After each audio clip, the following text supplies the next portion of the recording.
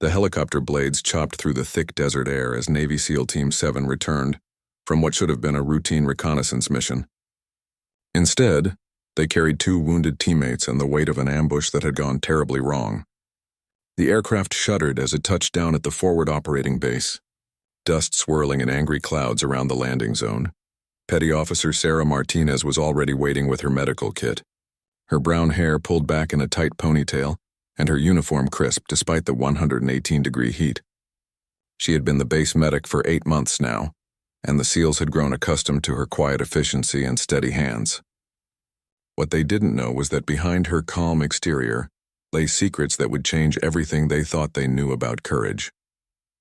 Lieutenant Commander Jake Thompson was the first off the helicopter, his face grim as he helped carry Petty Officer Davis, whose leg was wrapped in blood-soaked bandages. The second casualty, Sergeant Rodriguez, was conscious but pale, clutching his shoulder where shrapnel had torn through his body armor. Both men needed immediate attention, and Sarah was their lifeline. "Get them to the medical tent now," Sarah ordered, her voice cutting through the chaos with surprising authority. The SEALs, trained to take orders only from their own chain of command, found themselves automatically following her lead. There was something about the way she moved, the way she assessed the situation with cold precision, that demanded respect. As they reached the medical facility, Sarah's hands moved with practiced efficiency. She had Rodriguez on the examination table first, cutting away his uniform to expose the wound. Her fingers probed gently but thoroughly, checking for internal damage while maintaining constant pressure on the bleeding. The SEALs watched in silence, impressed by her skill but unaware they were witnessing something extraordinary. "This is going to hurt," she warned Rodriguez before beginning to extract a piece of metal embedded near his collarbone. Her movements were surgical in their precision, each action deliberate and confident. She worked without flinching, even when Rodriguez screamed and tried to pull away from the pain. 2 of the SEALs had to hold him down while she continued her work. Thompson found himself studying the medic as she worked. He had served with combat medics before, both male and female. But there was something different about Martinez. She moved like someone who had been under fire before, someone who understood that every second counted when lives hung in the balance. Her hands never shook, her voice never wavered, and her eyes held a focus that spoke of experience beyond her apparent years. Davis was next, and his injury was more complex. The bullet had shattered his femur, and internal bleeding was a serious concern. Sarah immediately started an IV line while simultaneously applying a tourniquet to control the hemorrhaging. She called for a helicopter evacuation to the nearest surgical facility, her voice steady as she rattled off medical terminology that impressed even the seasoned warriors around her. "How long until the chopper gets here?" Thompson asked, watching as Sarah prepared a blood transfusion using supplies from their limited medical stores. 20 minutes if we're lucky, 30 if we're not," she replied without looking up from her patient. "He'll make it, but it's going to be close." While they waited, Sarah continued working on both patients, monitoring their vital signs and adjusting their treatment as needed. She moved between them with fluid grace, checking pulse rates, adjusting IV drips, and providing pain medication with the confidence of someone who had done this countless times before. The SEALs found themselves taking orders from her without question, helping however they could. As the evacuation helicopter approached, Sarah prepared both men for transport. She gave detailed briefings to the flight medic, ensuring continuity of care during the journey to the field hospital. Her medical notes were precise and comprehensive, covering every aspect of their treatment and current condition. After the wounded men were loaded and the helicopter disappeared into the desert sky, an unusual quiet fell over the remaining team members. They had witnessed something remarkable in the medical tent, though they couldn't quite put their finger on what made it so impressive. Sarah had saved 2 lives with skill that rivaled any combat medic they had worked with in the field. Thompson approached Sarah as she cleaned up the medical supplies, her movements now showing the first signs of fatigue after the intense hour of emergency treatment. "Good work in there, Martinez," he said, meaning every word. "You saved their lives." Sarah looked up at him, and for just a moment he saw something flash in her eyes. It was there and gone so quickly he almost missed it, but it looked like the expression of someone remembering things they would rather forget. "Just doing my job, sir," she replied quietly, turning back to her equipment. But Thompson wasn't satisfied with that answer. He had seen enough combat medics to recognize exceptional skill when he saw it, and Martinez possessed abilities that went beyond standard medical training. The way she had handled the emergency, the confidence in her decisions, the surgical precision of her movements, it all pointed to experience that her personnel file didn't reflect. As the team prepared to debrief the failed mission, Thompson made a mental note to learn more about their medic. Something told him that Sarah Martinez was hiding a story that would surprise them all, and recent events had only strengthened his conviction that there was much more to her than met the eye. 3 days after the medical emergency, Lieutenant Commander Thompson found himself unable to shake his curiosity about Sarah Martinez. He had requested her personnel file from the base commander, but what he found only deepened the mystery. According to the official records, she had completed basic medical training at Fort Sam, Houston, and had been assigned directly to this forward operating base. No combat experience was listed, no previous deployments, no special commendations or training beyond the standard medic certification. Yet Thompson knew what he had witnessed in that medical tent. Those weren't the actions of someone treating their first combat casualties. Sarah had worked with the calm efficiency of a veteran, someone who had seen the worst that war could offer, and had learned to function despite it.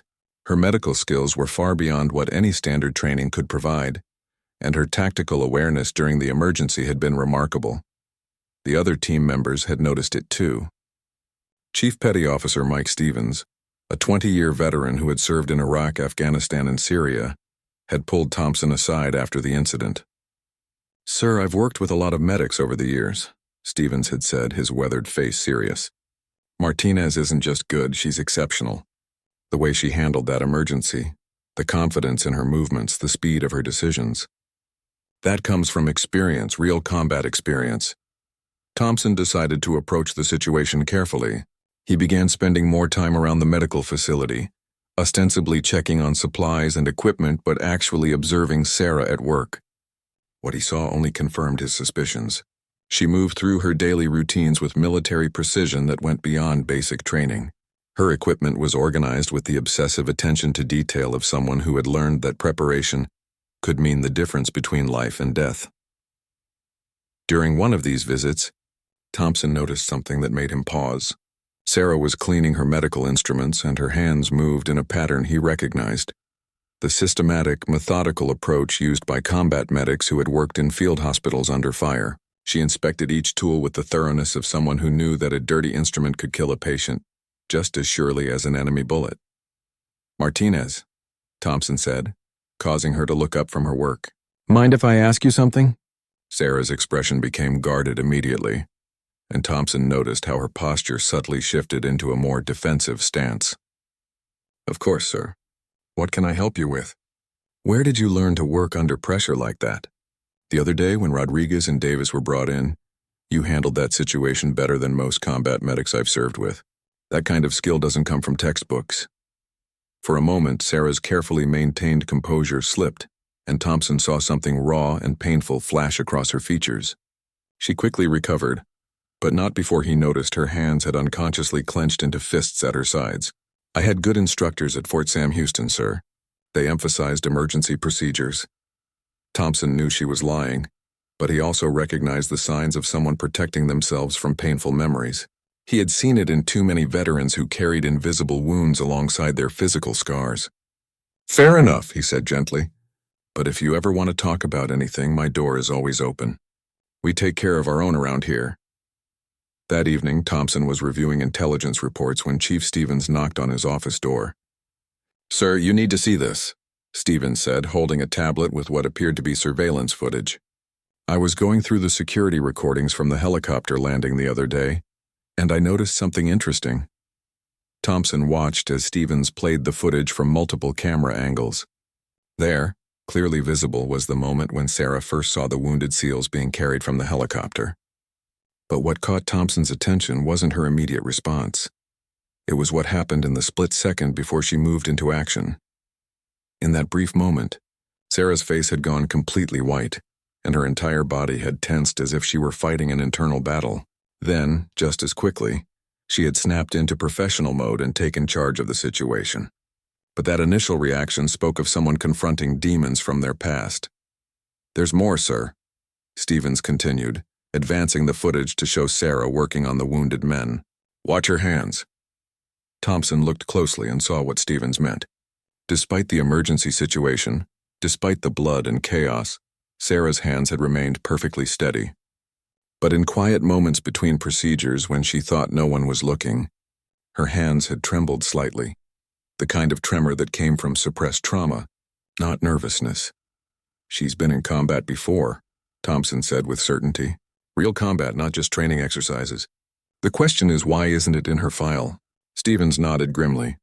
"I've been thinking about that, sir. There are programs, classified operations, where personnel records get sanitized for security reasons. Special operations units, intelligence work, things that don't officially exist." Thompson felt the pieces of a puzzle beginning to come together, though the complete picture remained frustratingly out of reach. "Keep this between us for now," he instructed Stevens. "But keep watching. If Martinez has the kind of background we're thinking, there might be a reason she's trying to hide it." Later that night, Thompson walked past the medical facility and noticed that the lights were still on. Through the window, he could see Sarah sitting at her desk, but she wasn't working on medical reports. Instead, she was staring at a photograph that she quickly slipped into a drawer when she heard footsteps outside. The brief glimpse Thompson caught showed what appeared to be a group of soldiers in desert camouflage, but the image was too distant and brief for him to make out any details. As he continued his patrol, Thompson realized that solving the mystery of Sarah Martinez had become more than just curiosity. If she truly had the combat experience he suspected, then she was a valuable asset who was being wasted in a rear-echelon medical position. More importantly, if she was hiding from something in her past, she might need help dealing with whatever trauma she was carrying. The next morning brought news that would test everyone's resolve. Intelligence reports indicated that enemy forces were massing for a major assault on their position, and medical casualties were expected to be heavy. Thompson knew that Sarah would be pushed to her limits, and he wondered if the pressure might finally crack the careful facade she had constructed around her true identity. The attack came at dawn, just as intelligence had predicted. Sarah woke to the sound of incoming mortars and the urgent wail of the base alarm. She had been dreaming again, the same nightmare that had haunted her sleep for 3 years. In the dream, she was back in the mountains of Afghanistan, working frantically to save the lives of her teammates while enemy fire rained down around their position. She always woke up at the same point, just before the explosion that had changed everything. But there was no time to dwell on the past now. Sarah grabbed her medical kit and rushed toward the command post, where Lieutenant Commander Thompson was already coordinating the base's defense. The enemy had launched a coordinated assault using mortars, small arms fire, and what appeared to be a truck-borne improvised explosive device that had breached the outer perimeter. "Martinez," Thompson called out when he saw her. "We've got multiple casualties coming in. Are you ready for this?" Sarah met his eyes with a steady gaze that spoke of inner strength forged in fire. "Yes, sir." "Where do you need me?" The first wave of wounded arrived within minutes. 3 Marines from the perimeter guard, all suffering from shrapnel wounds and blast injuries. Sarah immediately took charge of the medical tent, her voice cutting through the chaos with clear, precise orders. She had the most severely injured Marine on the table first, working to stop massive bleeding from a severed artery in his leg. What Thompson and the other SEALs witnessed over the next several hours was nothing short of extraordinary. Sarah worked with a level of skill and composure that defied explanation. She performed emergency surgery using field equipment, made life-or-death decisions with split-second timing, and coordinated the treatment of multiple casualties simultaneously. Her hands moved with surgical precision even as explosions rocked the base around them. Chief Stevens found himself serving as Sarah's assistant, following her orders without question as she worked to save lives. He had served in some of the heaviest fighting in Iraq and Afghanistan, but he had never seen a medic perform under pressure the way Sarah was performing now. She wasn't just treating wounds. She was making tactical decisions about resource allocation, prioritizing patients based on combat triage protocols that weren't taught in standard medical training. "Stevens, I need you to prepare that Marine for immediate evacuation," Sarah ordered. Her voice steady despite the mortar round that had just exploded 50 meters from the medical tent. "His internal bleeding is beyond what I can handle here. The other 2 can wait." Stevens looked at the three patients and realized that Sarah was right. She had assessed their conditions and made the correct tactical decision about who could be saved with available resources and who needed more advanced care. It was the kind of judgment that came from extensive combat experience, not textbook learning. As the battle continued, more casualties arrived. Sarah worked without rest, moving from patient to patient with fluid efficiency. She performed procedures that impressed even the experienced SEALs watching her work. When a young soldier arrived with a sucking chest wound, she immediately recognized the life-threatening condition and performed an emergency chest tube insertion using improvised materials. Thompson found himself watching Sarah's every move, not just because he was responsible for the welfare of his men, but because he was witnessing something remarkable. Under extreme pressure, Sarah's carefully constructed facade was beginning to crack, revealing glimpses of who she really was beneath the surface. Her movements became more tactical, her situational awareness more acute, and her medical decisions more aggressive and confident. During a brief lull in the fighting, Thompson approached Sarah as she checked on her patients. Her uniform was stained with blood, her face was pale with exhaustion, but her eyes held the focused intensity of a warrior in combat. "Martinez, where did you learn to do emergency chest surgery?" Sarah looked up at him, and for a moment her guard was completely down.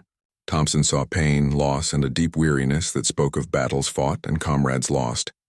"Afghanistan," she said quietly, before seeming to realize what she had revealed. I studied it in training, but it was too late to take back the admission." Thompson had heard the truth in that single word, Afghanistan. Sarah had served in Afghanistan, in conditions that had taught her skills far beyond what any rear-echelon medic should possess. The question now was what had happened there that made her so desperate to hide her past.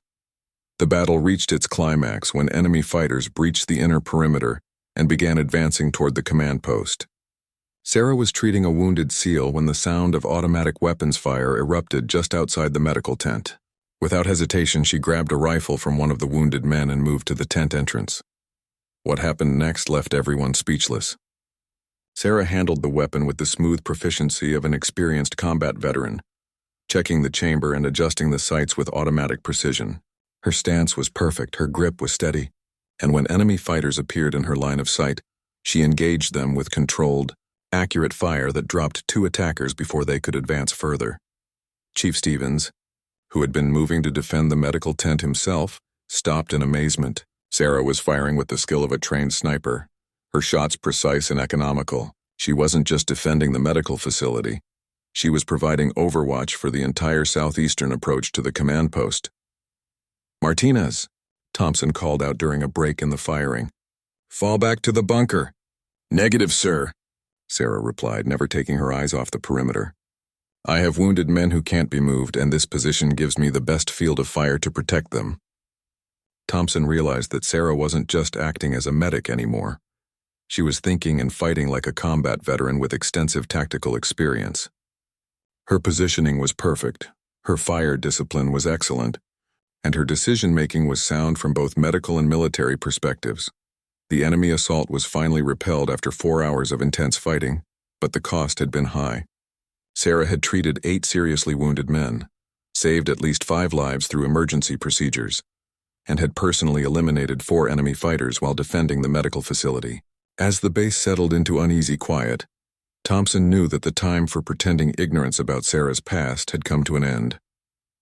The aftermath of the battle left the base in a state of controlled chaos as damage assessments were conducted and wounded personnel were evacuated to higher-level medical facilities.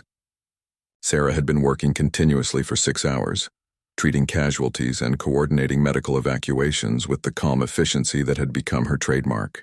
But Thompson could see the toll the fighting had taken on her, not physically, but emotionally. As the last helicopter departed with the most seriously wounded, Thompson found Sarah sitting alone behind the medical tent, staring out at the desert landscape with an expression of profound sadness. Her rifle lay beside her, and Thompson noticed that she had field-stripped and cleaned it with the automatic precision of someone who had performed that task thousands of times before. "Mind if I join you?" Thompson asked, settling down beside her without waiting for an answer. Sarah didn't respond immediately, her gaze fixed on something in the distance that only she could see. When she finally spoke, her voice was barely above a whisper. "You want to know about Afghanistan?" It wasn't a question, and Thompson recognized that she had reached a breaking point where the truth could no longer be contained. "Only if you want to tell me," he said gently. "But after what I saw today, I think we both know that your official personnel file doesn't tell the whole story." Sarah was quiet for a long moment, her hands unconsciously checking the medical supplies on her belt, a nervous habit that Thompson had noticed she displayed whenever she was under stress. Finally, she began to speak, her words coming slowly as if each one was being carefully weighed before being released. "I wasn't always a base medic," she said, her voice steady but filled with pain. 3 years ago, I was a special operations medic attached to a joint task force operating in the mountains along the Afghan-Pakistan border. We were hunting high-value targets, conducting raids behind enemy lines, working with assets that officially didn't exist. Thompson listened without interruption, recognizing that Sarah was sharing something she had probably never told anyone before. The pieces of the puzzle were finally beginning to fall into place, explaining her exceptional skills and her desperate need to hide her past. "My team was inserted into a village that intelligence said was harboring a Taliban commander responsible for coordinating attacks against coalition forces," Sarah continued, her eyes distant as she relived memories that clearly caused her pain. "The mission was supposed to be a quick in-and-out operation. Capture or kill the target, gather intelligence, and extract before dawn." Sarah paused, her breathing becoming slightly irregular as she approached whatever traumatic event had shaped her current life. Thompson could see her hands beginning to tremble, and he recognized the signs of someone confronting their deepest psychological wounds. "Everything went wrong from the start," she said, her voice becoming strained. "The intelligence was faulty. The village wasn't just harboring the Taliban commander. It was a major staging area for a planned offensive against coalition forces. We walked into a trap with over 100 enemy fighters waiting for us." Thompson felt a chill run down his spine as he began to understand what Sarah had experienced. A small special operations team surrounded by overwhelming enemy forces in hostile territory was every soldier's worst nightmare, and few people survived such encounters to tell about them. "My team leader made the decision to fight our way to a defensible position and call for extraction.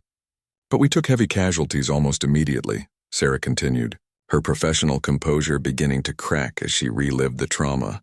"Within the first 10 minutes, I had 3 wounded teammates to treat while we were under constant fire from all directions."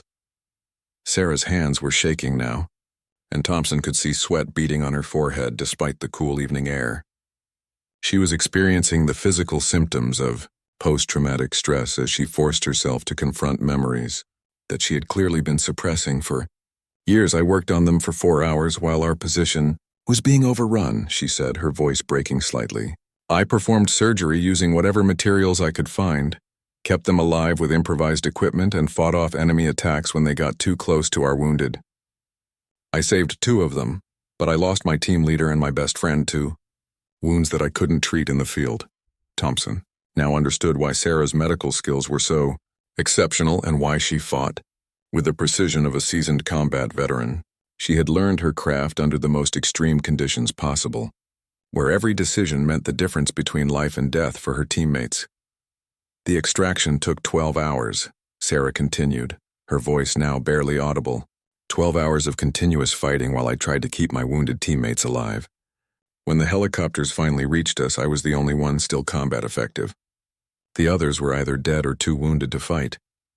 Thompson could see that Sarah was struggling to maintain her composure as she approached the climax of her story. Her breathing had become rapid and shallow, and her hands were clenched into fists as she fought against the emotional pain of her memories. "After the extraction, I spent 2 months in a military hospital being treated for my own wounds and undergoing psychological evaluation," she said, her professional mask finally slipping completely. "The doctor said I had done everything possible under impossible circumstances, that I had saved lives that should have been lost. But all I could think about was the ones I couldn't save." Sarah turned to look at Thompson directly for the first time since she had begun her story, and he saw tears in her eyes that she was fighting to control. "I couldn't handle going back to special operations after that. Every time I heard gunfire, every time I saw wounded soldiers, I was back in that village watching my friends die. So I requested a transfer to rear echelon medical duty, and had my records sanitized to remove references to classified operations. Thompson felt a profound respect for the woman sitting beside him. Sarah hadn't just survived one of the most traumatic experiences a soldier could face. She had continued serving, despite carrying psychological wounds that would have destroyed many people. Her decision to hide her past wasn't cowardice. It was a survival mechanism that had allowed her to continue helping others despite her own pain. "Why are you telling me this now?" Thompson asked gently. Sarah wiped her eyes with the back of her hand and looked out at the desert again. "Because today proved that I can't escape who I really am," she said simply. "When those enemy fighters were advancing on the medical tent, when my patients were in danger, I became that special operations medic again, whether I wanted to or not. And I realized that hiding from my past isn't helping anyone, least of all the soldiers who depend on me to keep them alive." In the days following Sarah's revelation, Lieutenant Commander Thompson found himself seeing her with completely new eyes. The quiet, efficient base medic had been replaced in his perception by a decorated special operations veteran who had survived one of the most traumatic combat experiences imaginable. But Sarah herself seemed different too, as if sharing her story had lifted a weight she had been carrying for 3 years. Chief Stevens approached Thompson 2 days after the battle, carrying a folder that he handled with obvious reverence. "Sir, I took the liberty of making some inquiries through my contacts in special operations community," he said quietly. "You need to see what I found." Thompson opened the folder to find copies of classified after-action reports from Sarah's final mission in Afghanistan. The documents painted a picture of heroism that went far beyond what Sarah had told him. According to the official reports, Petty Officer First Class Sarah Martinez had single-handedly kept her team alive during a 12-hour siege against overwhelming odds, performing emergency surgery under fire, and coordinating defensive operations while treating multiple casualties. The citations that had been removed from her official record told an even more remarkable story. Sarah had been awarded the Silver Star for gallantry in action, the Purple Heart for wounds received in combat, and the Combat Medical Badge for providing medical aid under fire. Her commanding officer's recommendation had described her as the most courageous and skillful combat medic I have ever had the privilege to serve with. "There's more." "Sir," Stevens said, producing additional documents, "I found the casualty reports from her unit. She saved the lives of 8 men during that final mission, including 2 who were listed as expectant, meaning the triage protocol said they were too badly wounded to survive. She refused to accept those classifications and kept working on them until the extraction arrived." Thompson studied the medical reports with growing amazement. Sarah had performed procedures that would have challenged surgeons in fully equipped hospitals, using improvised materials and working under conditions that would have broken most people. The fact that she had saved 8 lives while under constant enemy fire was nothing short of miraculous. But the documents also revealed the cost of her heroism. Sarah had suffered severe psychological trauma as a result of the mission, experiencing what the military psychologists had classified as severe post-traumatic stress disorder. Her decision to transfer to rear echelon duty hadn't been cowardice. It had been a necessary step in her recovery process. "Sir," Stevens said carefully, "there's something else you should know. I reached out to some of the men whose lives she saved during that mission. 3 of them are still in the service, and they all said the same thing. Sarah Martinez is the reason they're still alive, and they would follow her anywhere." That evening, Thompson sought out Sarah to discuss what he had learned. He found her in the medical tent conducting inventory of their supplies with the methodical thoroughness that had become familiar to everyone on the base. When she saw him approaching with the folder in his hands, her expression became guarded. "You've been checking up on me," she said, her voice neutral but her posture tense. "I have," Thompson admitted, setting the folder on her desk. "And what I found has convinced me that you're wasting your talents in a rear echelon position. The men whose lives you saved in Afghanistan deserve to have the full story told, and the soldiers serving today deserve to have access to your skills and experience." Sarah looked at the folder but didn't open it. "Those decorations, those citations, they don't mean anything if I can't handle the pressure when it matters most. What happened 3 years ago broke something inside me, and I'm not sure it can be fixed." Thompson sat down across from her, his expression serious but compassionate. "Sarah, what you did during yesterday's battle proves that nothing is broken. You saved lives under extreme pressure, made tactical decisions that protected our wounded, and fought with the skill of a seasoned warrior. You've healed more than you realize, but the nightmares haven't stopped, Sarah said quietly. Every time I close my eyes, I'm back in that village watching my teammates die. Every time I hear gunfire, I feel like I'm 18 years old again and responsible for keeping everyone alive. Thompson leaned forward, his voice gentle but firm. The nightmares may never completely stop, but that doesn't mean you can't continue serving at the highest level. Some of the best special operations personnel I've known carry scars from their experiences, but they've learned to function despite them. Your trauma doesn't disqualify you from serving. It makes you stronger and more compassionate. Sarah was quiet for a long moment, her fingers unconsciously tracing the edge of the folder containing her true service record. Finally, she looked up at Thompson with an expression that mixed hope with fear. What are you suggesting? I'm suggesting that you consider returning to special operations medicine, Thompson said. Not immediately and not without proper support, but when you're ready. The special operations community has learned a lot about treating post-traumatic stress over the past few years, and there are programs designed specifically to help people like you return to active duty. Sarah shook her head slowly. I don't know if I can handle being responsible for lives in combat again. What if I freeze up? What if the pressure becomes too much and I make a mistake that gets someone killed? Thompson stood up and moved to look out the window of the medical tent, where members of his SEAL team were conducting evening equipment checks. Sarah, you've already proven that you can handle the pressure. Yesterday, when enemy fighters were advancing on this position and our wounded couldn't be moved, you didn't freeze up. You grabbed a rifle and held them off while continuing to provide medical care. That's not the action of someone who can't handle combat stress. But that was different, Sarah protested. That was defending a fixed position with wounded men I was already treating. Going back to special operations would mean conducting offensive missions, working behind enemy lines, dealing with the kind of situations that traumatized you 3 years ago. Thompson finished gently. I understand your fear, Sarah, but I also understand something else. You have skills that can save lives, and keeping those skills locked away in a rear echelon position isn't helping anyone.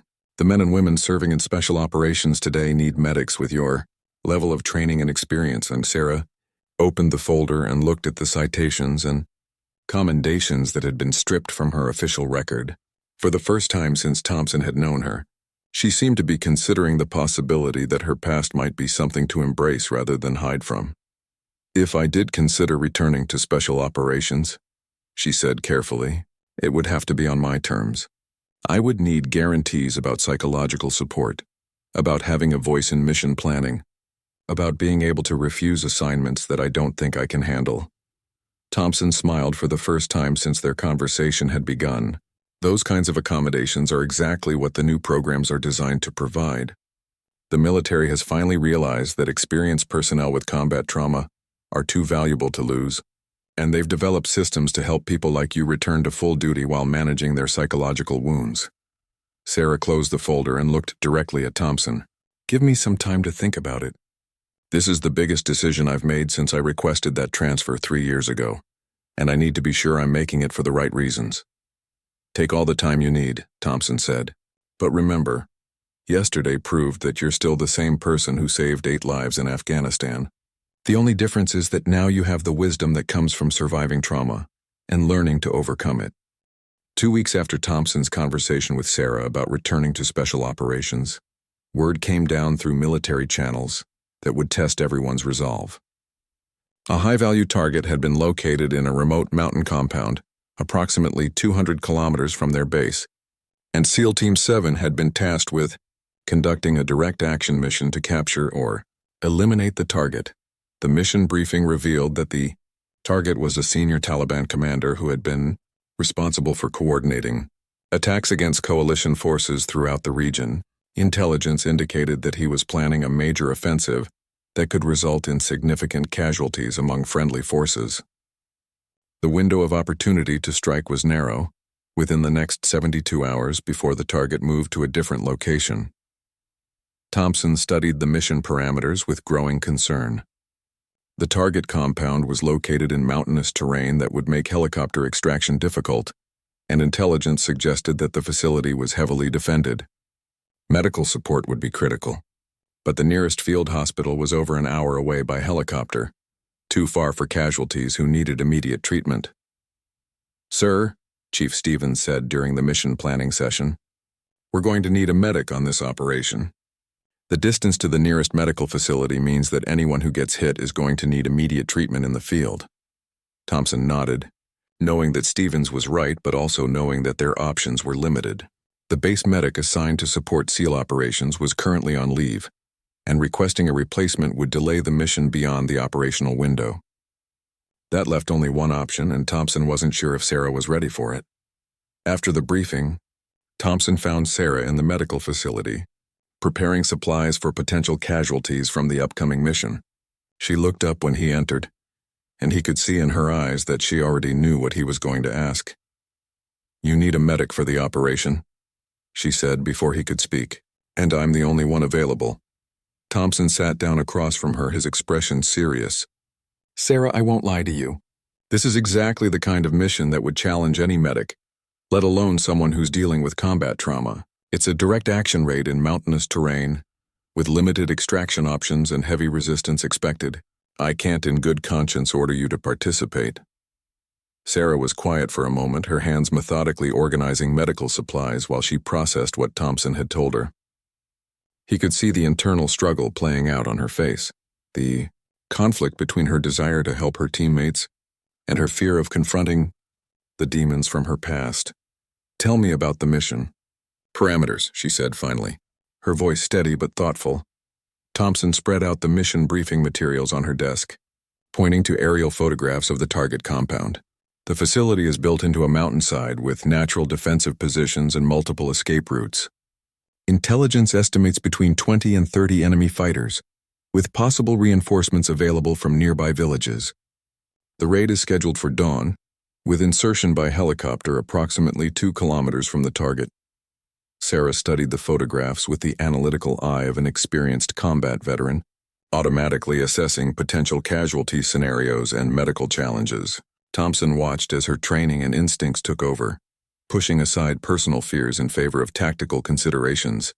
"Extraction timeline?" she asked, her finger tracing possible helicopter landing zones on the map. 90 minutes maximum," Thompson replied. "If we're not at the extraction point within that window, we'll have to move to an alternate location and wait for pickup the following night." Sarah nodded, understanding the implications. In a worst-case scenario, she would need to keep wounded teammates alive for potentially 24 hours with only the medical supplies she could carry. It was exactly the kind of challenge that had broken her 3 years ago in Afghanistan. "Sir," she said, looking up from the mission materials, "I need to be honest with you. Part of me is terrified of going back into that environment, but another part of me knows that these men deserve the best medical support available, and whether I like it or not, that's me." Thompson felt a surge of respect for Sarah's courage. She was volunteering for a mission that would force her to confront her deepest fears, not because she had overcome her trauma, but because her sense of duty to her teammates outweighed her personal concerns. "If you decide to do this," Thompson said carefully, "I want you to know that you'll have the full support of the team. We've all seen what you're capable of, and we trust your judgment completely, but I also want you to promise me that if you start feeling overwhelmed, you'll speak up immediately." Sarah managed a slight smile, the first genuine expression of humor Thompson had seen from her in weeks. "Sir, if I start feeling overwhelmed during a firefight, I think everyone will know about it pretty quickly." Over the next 24 hours, Sarah threw herself into mission preparation with an intensity that impressed even the seasoned SEALs. She studied the terrain maps until she could navigate the area blindfolded, memorized the locations of potential landing zones for medical evacuations, and prepared medical kits specifically tailored to the expected threat environment. Chief Stevens found her in the medical facility at midnight, still working by lamplight to organize supplies. "Martinez, you need to get some sleep before tomorrow's mission," he said, concerned about her state of mind. "I will," Sarah replied, not looking up from her work. "I just need to finish preparing these trauma kits. If someone takes a hit tomorrow, I want to be ready for anything." Stevens watched as Sarah worked with the methodical precision that had become her trademark. Her movements were efficient and confident, but he could see the subtle signs of stress that she was trying to hide. Her hands moved slightly faster than necessary, and she checked and rechecked equipment that was already perfectly organized. "Sarah," Stevens said gently, using her first name for the first time since he had known her. "Are you sure you're ready for this?" Sarah finally looked up at him, and Stephen saw a mixture of determination and fear in her eyes. "Chief, I've been asking myself that same question for the past day. The honest answer is that I don't know if I'm ready, but I know that if I don't do this, if I let fear keep me from serving when my teammates need me, then I'll never be able to look at myself in the mirror again." Stevens nodded, understanding the conflict she was facing. "For what it's worth, I've served with a lot of medics over the years, and I've never seen anyone with your level of skill and dedication. Whatever happened to you in Afghanistan, it didn't break the part of you that makes you an exceptional warrior and healer." The next morning, as the team prepared for insertion, Thompson conducted a final briefing that would determine the success or failure of the mission. Sarah sat with the other team members, her medical kit secured to her gear and her weapon checked and ready. She looked calm and professional, but Thompson knew that beneath the surface, she was fighting a battle against memories that threatened to overwhelm her. "Remember," Thompson said, looking directly at Sarah, "we're a team. We watch out for each other, we support each other, and we bring everyone home. Martinez, you're not just our medic. You're one of us, and we've got your back." Sarah met his gaze and nodded, her expression resolute. "Thank you, sir. I won't let you down." As the helicopter lifted off and headed toward the target area, Thompson found himself hoping that Sarah's confidence wasn't misplaced. The mission ahead would test her in ways that might break someone who hadn't fully healed from past trauma. But watching her calm professionalism as she prepared for combat, he began to believe that perhaps she was stronger than even she realized. The insertion went smoothly, with the helicopter landing the team 2 kilometers from the target compound under cover of darkness. Sarah felt her heart racing as her boots hit the rocky ground, but it was the controlled adrenaline of a professional preparing for combat, not the panic she had feared. The months of therapy and gradual exposure to stressful situations had helped more than she had realized. The team moved through the mountainous terrain with practiced stealth, Sarah keeping pace despite carrying additional medical equipment. Thompson had positioned her in the middle of the formation, where she would be protected but could quickly reach any team member who might be wounded. As they approached the target compound, Sarah's training took over, and she found herself automatically assessing the tactical situation and planning for potential medical scenarios. The compound was exactly as intelligence had described. A fortified position built into the mountainside with multiple defensive positions and clear fields of fire. Through night vision equipment, the team could see sentries posted at key locations and evidence of additional fighters inside the main buildings. Thompson made the tactical decision to approach from the eastern slope, where natural cover would provide concealment until they were within striking distance. Sarah followed the team as they moved into position, her mind focused on the mission rather than the memories that had haunted her for 3 years. When Chief Stevens signaled for her to take cover behind a large boulder, she established a casualty collection point with clear sightlines to all potential areas of engagement. Her movements were smooth and confident, and Thompson felt a surge of pride watching her operate with professional competence. The assault began at dawn, just as the sun crested the mountain peaks. Thompson's team moved with precision, neutralizing the outer sentries before they could raise an alarm. But as they approached the main compound, the mission took an unexpected turn. Intelligence had underestimated the number of defenders, and the team found themselves facing nearly 50 enemy fighters instead of the expected 20 to 30. The first casualty came within minutes of the initial engagement. Petty Officer Williams took a sniper's bullet to the shoulder while advancing on the main building, the impact spinning him around and dropping him behind inadequate cover. Sarah heard his call for medical assistance over the radio and immediately began moving toward his position, despite the heavy fire that was raking the area. "Martinez, stay down," Thompson called over the communications net. "We'll suppress the sniper position," but Sarah was already moving, using terrain features and covering fire from her teammates to reach Williams's location. When she arrived, she found him conscious but bleeding heavily from a wound that had shattered his collarbone and potentially damaged major blood vessels. Working quickly under fire, she applied pressure bandages and established an IV line to replace lost fluids. "How bad is it, Doc?" Williams asked through gritted teeth, using the informal title that special operations medics earned through demonstrated competence. "You'll live," Sarah replied, her voice steady despite the bullets impacting the rocks around their position. "But we need to get you to a safer location for proper treatment." Sarah coordinated Williams's evacuation to a more secure position, then returned to supporting the assault. The fighting was intense, with enemy reinforcements arriving from nearby villages and the team finding themselves outnumbered and outgunned.